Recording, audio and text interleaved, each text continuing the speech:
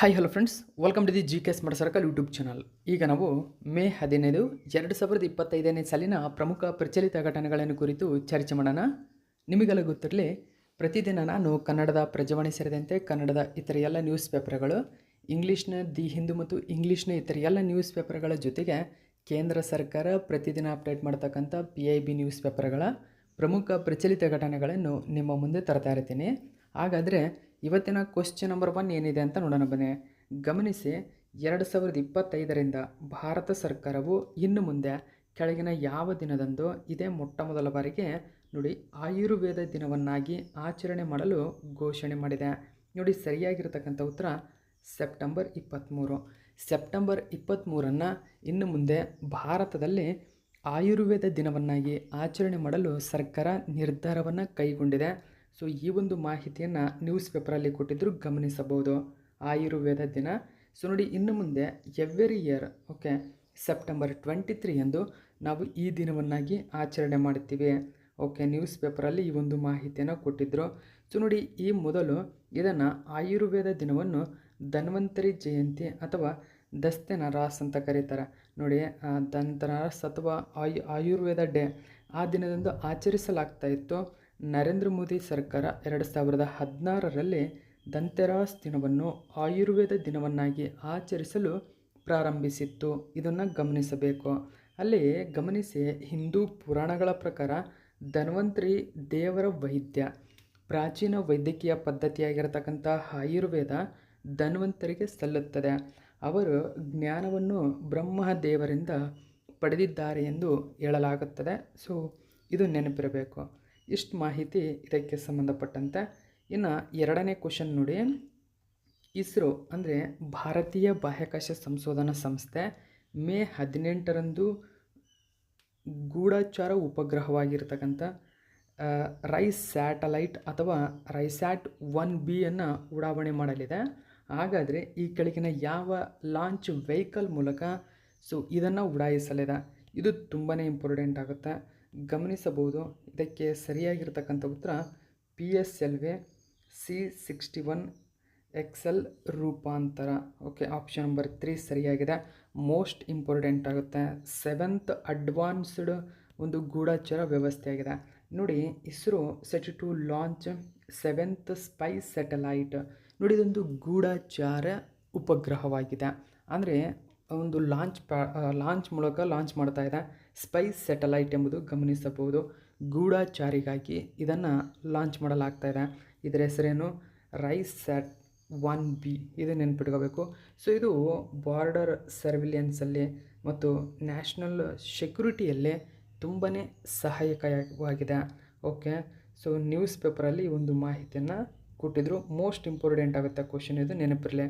ನೋಡಿ, ಇದೊಂದು ಅಂದರೆ ಇಸ್ರೋ ಲಾಂಚ್ ಮಾಡ್ತಾ ಇದೆ ಮೇ 18ರಂದು. ಎಲ್ಲಿಂದ? ಶ್ರೀಹರಿಕೋಟದ ಸತೀಶ್ ಧವನ್ ಬಾಹ್ಯಾಕಾಶ ಕೇಂದ್ರದಿಂದ. ಇದೊಂದು ಗೂಢಚಾರ ಉಪಗ್ರಹ. ಸ್ಪೈ ಸ್ಯಾಟಲೈಟ್, ಇದು ನೆನ್ಪಿಟ್ಕೋಬೇಕು. ಸೊ ಇದರ ಹೆಸರೇನು? ರೈಸ್ಯಾಟ್ 1B ಎಂಬುದು ನೆನಪಿರಲಿ. ಸೊ ಇದನ್ನು ಮೋಸ್ಟ್ ಇಂಪಾರ್ಟೆಂಟ್ ಏನಂತ ಕರೀತಾರೆ? ನೋಡಿ, EOS-09 ಎಂಬತಕ್ಕಂಥ ಹೆಸರಿನಿಂದಲೂ ಕರೀತಾರೆ. ಇದನ್ನು ನೆನಪಿಟ್ಕೋಬೇಕು. EOS-09 ಈ ಹೆಸರಿನಿಂದಲೂ ಕೂಡ ಇದನ್ನು ಕರೀತಾರೆ. ಸೊ ಮುಖ್ಯವಾಗಿ ಗಡಿ ಕಣ್ಗಾವಲು ಮತ್ತು ರಾಷ್ಟ್ರೀಯ ಭದ್ರತೆ. ಸೊ ಇದನ್ನು ಒದಗಿಸಲು ಈ ರಾಡರ್ ಇಮೇಜಿಂಗ್ ಉಪಗ್ರಹವನ್ನು ಪೋಲಾರ್ ಸ್ಯಾಟಲೈಟ್ ಲಾಂಚ್ ವೆಹಿಕಲ್ ಅಂದರೆ PSLV C-61 XL ರೂಪಾಂತರ. ಇದು ನೋಡಿ, ಮಾಡಿಫೈ ಅಂದರೆ ಇದರ ಆಲ್ಟರ್ನೇಟಿವ್ ಮುಂದುವರೆದ ಭಾಗ ಅಂತ ಏನು ಹೇಳ್ತೀವಿ, XLನ ರೂಪಾಂತರ. ಸೊ ಇದನ್ನು 659 ISTಗೆ ಕಕ್ಷೆಗೆ ಸೇರಿಸಲಿದೆ. ಎಲ್ಲ ಹವಾಮಾನಕ್ಕೂ ಬಳಸಬಹುದಾದ 1710 kg ತೂಕದ ರೈಸ್ಯಾಟ್ 1B ಉಪಗ್ರಹವು ತನ್ನ C-ಬ್ಯಾಂಡ್ ಸಿಂಥೆಟಿಕ್ ಅಪರ್ಚರ್ ರಾಡರ್ ಅಂದರೆ SAR ಮೂಲಕ ಭಾರತೀಯ ಭೂಮಿಯನ್ನು ವೀಕ್ಷಿಸಲು ಇದನ್ನು ಬಳಸಲಾಗ್ತಾ ಇದೆ.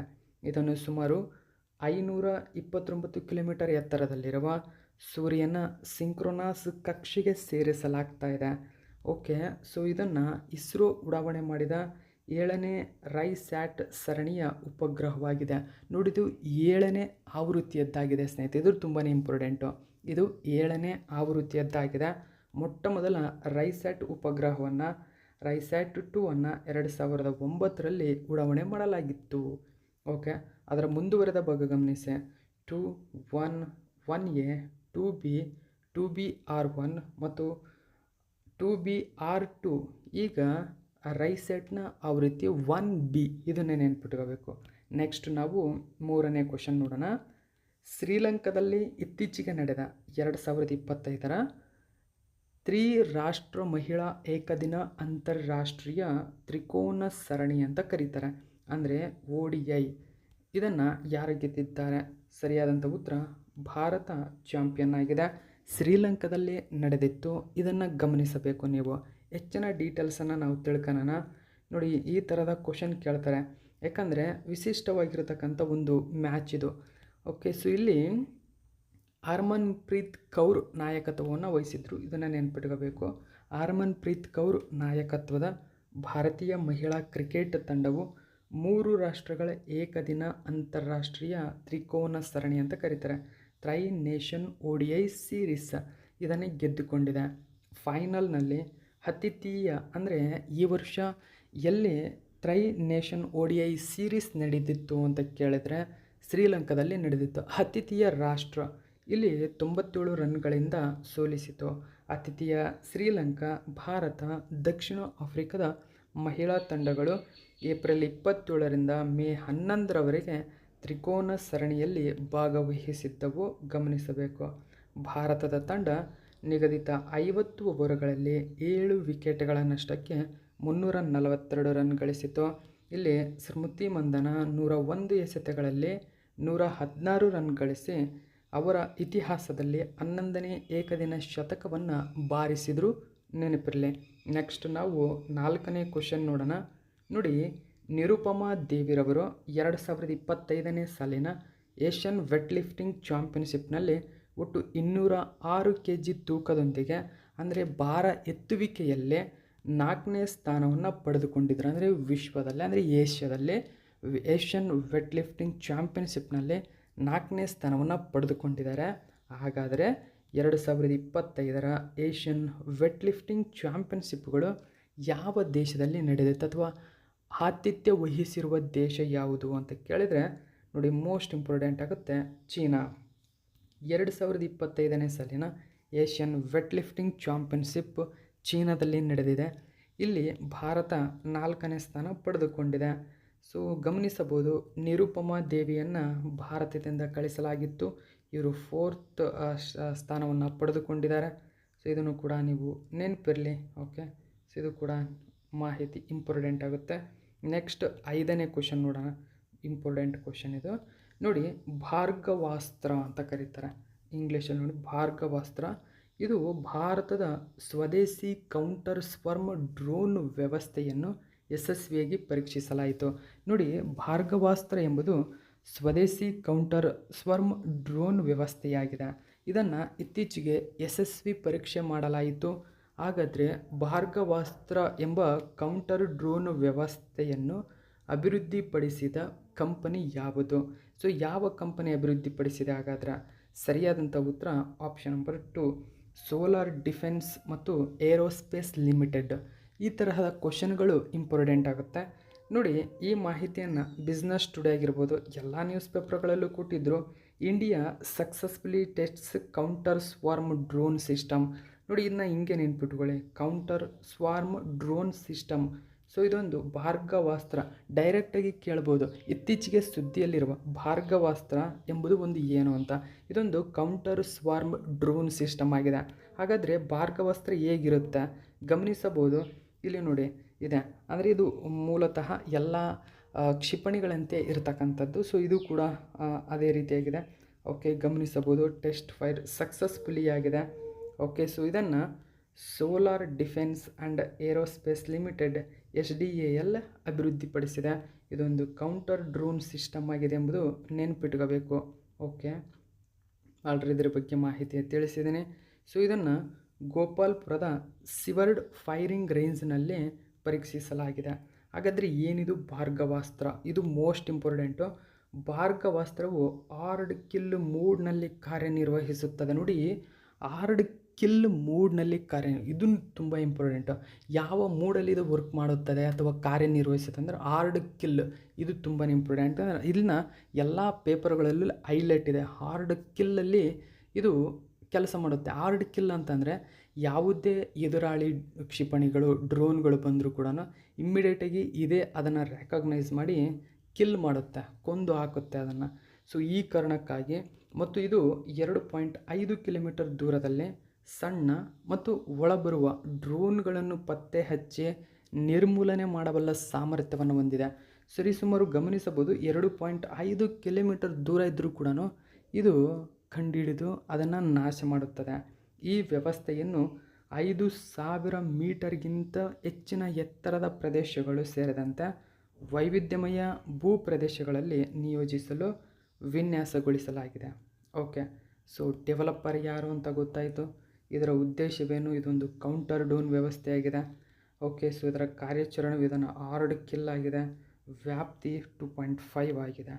ಓಕೆ, ಸಾಮರ್ಥ್ಯ ಸಣ್ಣ ಒಳಬರುವ ಡ್ರೋನ್ಗಳನ್ನು ಪತ್ತೆ ಹಚ್ಚುತ್ತದೆ ಮತ್ತು ಅವುಗಳನ್ನು ನಿರ್ನಾಮ ಮಾಡುತ್ತದೆ. ಸೊ ಎತ್ತರದ ಪ್ರದೇಶ ಎಷ್ಟಂದರೆ 5,000 ಮೀಟರ್ಗಿಂತ ಹೆಚ್ಚು.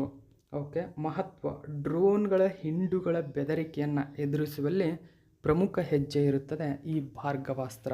ನೋಡಿ, ಡ್ರೋನ್ಗಳ ಹಿಂಡುಗಳು ಎಷ್ಟೇ ಬಂದರೂ ಕೂಡ ತಕ್ಷಣವೇ ಅದನ್ನು ಪತ್ತೆ ಹಚ್ಚಿ ನಾಶ ಮಾಡುವ ಸಾಮರ್ಥ್ಯವನ್ನು ಹೊಂದಿದೆ.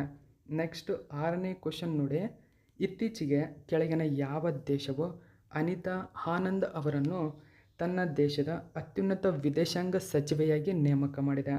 ಸೊ ಮೋಸ್ಟ್ ಇಂಪಾರ್ಟೆಂಟು ಕೆನಡಾ ದೇಶ. ನೋಡಿ, ವಿದೇಶಾಂಗ ಸಚಿವರನ್ನಾಗಿ ನೇಮಕ ಮಾಡೋದು ಅಷ್ಟು ಸುಲಭವಲ್ಲ. ಯಾಕಂದರೆ ಒಂದು ದೇಶದ ಸಂಪೂರ್ಣ ಮಾಹಿತಿಯನ್ನು ಅವರ ಕೈಯಲ್ಲಿಟ್ಟಂಗೆ. ಆ ಕಾರಣಕ್ಕಾಗಿ ಈ ಕ್ವಶನ್ ತುಂಬ ಇಂಪಾರ್ಟೆಂಟ್ ಆಗುತ್ತೆ. ಅಂದರೆ ಈಗ ನೋಡಿ, ಕೆನಡಾ ದೊಡ್ಡ ದೇಶ.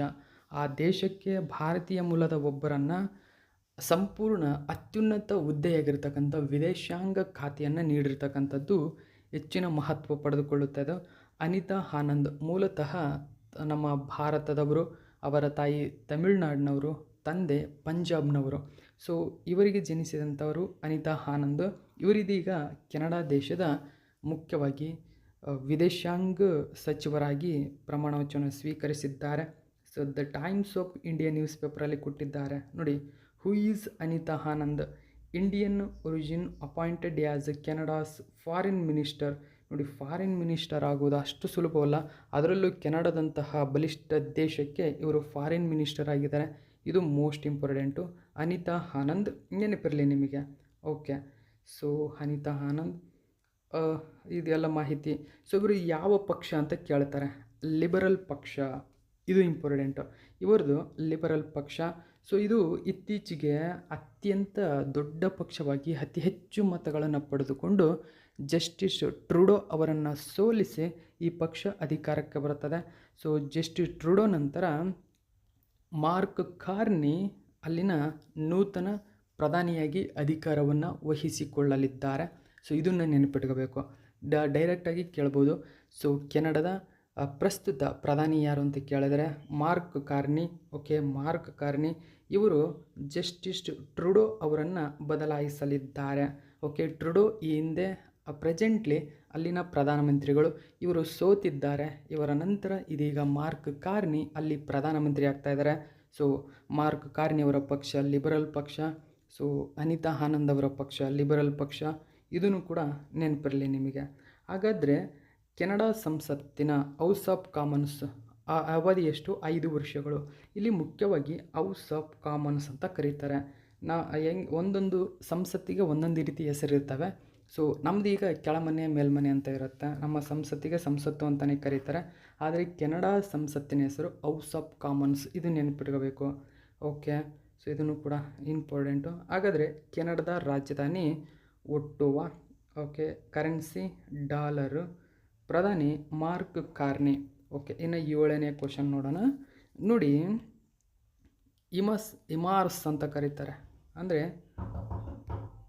ಸರ್ ಫ್ರೆಂಡ್ಸ್ ನೋಡಿ, ಇಮಾರ್ಸ್ ಅಂದರೆ I mobility artillery rocket system ಅಂತ ಕರೀತಾರೆ. ಅಂದರೆ ಈ ಇಮಾರ್ಸನ್ನು ಯಾವ ದೇಶ ಅಭಿವೃದ್ಧಿಪಡಿಸಿದೆ? ಯಾವ ದೇಶ ಇದನ್ನು ಅಭಿವೃದ್ಧಿಪಡಿಸಿದೆ ಅಂತ ಕೇಳಿದರೆ ಯು ಎಸ್ ಅಂದರೆ ಯುನೈಟೆಡ್ ಸ್ಟೇಟ್ಸ್. ಯಾಕೆ ಸುದ್ದಿಯಲ್ಲಿದೆ ನೋಡಿ, Taiwan holds first live fire of U S I technology rocket system. ಇದೊಂದು ಐ ಟೆಕ್ನಾಲಜಿ ರಾಕೆಟ್ ಸಿಸ್ಟಮ್ ಆಗಿದೆ. ಅಂದರೆ ರಾಕೆಟ್ ಸಿಸ್ಟಮ್ ಆಗಿದೆ ಅಂದರೆ ಉಡಾವಣಾ ವಾಹನ ಅಂತ ನಿಮಗೀಗ ಗೊತ್ತಾಯಿತು. ಓಕೆ, ಗಮನಿಸಿ, ಥೈವಾನ್ ಸೇನೆ ಇತ್ತೀಚೆಗೆ ಅಮೇರಿಕ ಪೂರೈಸಿದ ಅಂದರೆ ಅಮೇರಿಕ ನೋಡಿ ಇಮಾರ್ಸನ್ನು ತೈವಾನಿಗೆ ಪೂರೈಕೆ ಮಾಡಿದೆ. ಸೊ ಇದೊಂದು I mobility artillery rocket system ಆಗಿದೆ. ನೋಡಿ, ರಾಕೆಟ್ ಸಿಸ್ಟಮ್ ಅಂದರೆ ಒಂದು ಉಡಾವಣಾ ವಾಹನ ಅಂತ ನಿಮಗೆ ಗೊತ್ತಾಗಿದೆ. ಸೊ ಇದು ಮೊಟ್ಟ ಮೊದಲ ಲೈವ್ ಫೈರಿಂಗನ್ನು ನಡೆಸಿತು. ಐ ಮೊಬಿಲಿಟಿ ಆರ್ಟಿಲರಿ ರಾಕೆಟ್ ಸಿಸ್ಟಮನ್ನು ಯುನೈಟೆಡ್ ಸ್ಟೇಟ್ಸ್ ಅಭಿವೃದ್ಧಿಪಡಿಸಿದೆ. ಇದೊಂದು ಹಗುರವಾದ ಮತ್ತು mobile multiple rocket launch system ಆಗಿದೆ. ನೋಡಿ, ರಾಕೆಟ್ ಲಾಂಚ್ ಸಿಸ್ಟಮ್ ಆಗಿದೆ ಅಂದರೆ ಲಾಂಚರ್ ಇದು ಹಲವಾರು ನಿಖರ ನಿರ್ದೇಶಿತ ರಾಕೆಟ್ಗಳನ್ನು ತ್ವರಿತವಾಗಿ ಮತ್ತು ನಿಖರವಾಗಿ ಉಡಾಯಿಸಬಲ್ಲ ಸಾಮರ್ಥ್ಯವನ್ನು ಹೊಂದಿದೆ. ನೆಕ್ಸ್ಟ್ 8ನೇ ಕ್ವಶನ್ ನೋಡಿ, ಸಾಗರ ಮತ್ತು ಹವಾಮಾನ ಮಾದರಿಗಳನ್ನು ಉತ್ತಮವಾಗಿ ಅಧ್ಯಯನ ಮಾಡಲು ಕೆಳಗಿನ ಯಾವ ದೇಶವು ನೋಡಿ ಲೈಕೋ MK++ ಎಂಬ ಐ ರೆಸಲ್ಯೂಷನ್ ಸಾಗರ ಸಿಮ್ಯುಲೇಷನ್ ವ್ಯವಸ್ಥೆ. ನೋಡಿ, ಇದೊಂದು I resolution ocean simulation system ಆಗಿದೆ. ನೋಡಿ ಗಮನಿಸಿ, I resolution ocean simulation system ಆಗಿದೆ ಕಾಲ್ಡ್ ಲೈಕೋ MK++ ಎಂಬುದು. ಸೊ ಇದನ್ನು ಯಾವ ದೇಶ ಅಭಿವೃದ್ಧಿಪಡಿಸಿದೆ ಅಂತ ಕೇಳಿದ್ರೆ ಚೀನಾ. ಆಪ್ಷನ್ ನಂಬರ್ 2 ಸರಿಯಾಗಿದೆ. ಹಾಗಾದರೆ ಏನಿದು ಮಾಹಿತಿ ಗಮನಿಸಿ, Chinese scientists develop I resolution global climate simulation model. So ಹಾಗಾದರೆ ಇದೊಂದು ಜಾಗತಿಕ ಹವಾಮಾನ ಸಿಮ್ಯುಲೇಷನ್ ಮಾಡೆಲ್ ಆಗಿದೆ. ಸೊ ಏನಿದು ಹೆಚ್ಚಿನ ಡೀಟೇಲ್ಸನ್ನು ನಾವು ನೋಡೋಣ. ಈಗ ನಿಮಗೆ ಮಾಹಿತಿ ಗೊತ್ತಾಗಿದೆ. ಇದೊಂದು ಸಾಗರ ಮತ್ತು ಹವಾಮಾನ ಮಾದರಿಗಳನ್ನು ಉತ್ತಮವಾಗಿ ಅಧ್ಯಯನ ಮಾಡಲು ಅಭಿವೃದ್ಧಿಪಡಿಸಲಾಗಿದೆ. ಓಕೆ, ಸೊ ಲೈಕೋ MK++ ಎಂಬುದು laboratory for atmospheric and oceanic modeling ಅಂತ ಕರೀತಾರೆ, or institute of atmospheric physics ಅಂತ ಕರೀತಾರೆ. ಸೊ ಎಲ್ಲ ಮಾಹಿತಿ ಕೂಡ ನೆನಪಿರಲಿ. ಸೊ ಇದು ಇವತ್ತಿನ ಪ್ರಮುಖ ಪ್ರಚಲಿತ ಘಟನೆಯಾಗಿದೆ. ಇದೇ ತರಹದ ಮಾಹಿತಿಯೊಂದಿಗೆ ಮತ್ತೆ ನಿಮ್ಮನ್ನು ಭೇಟಿಯಾಗ್ತೀನಿ. Thank you so much for watching my video friends.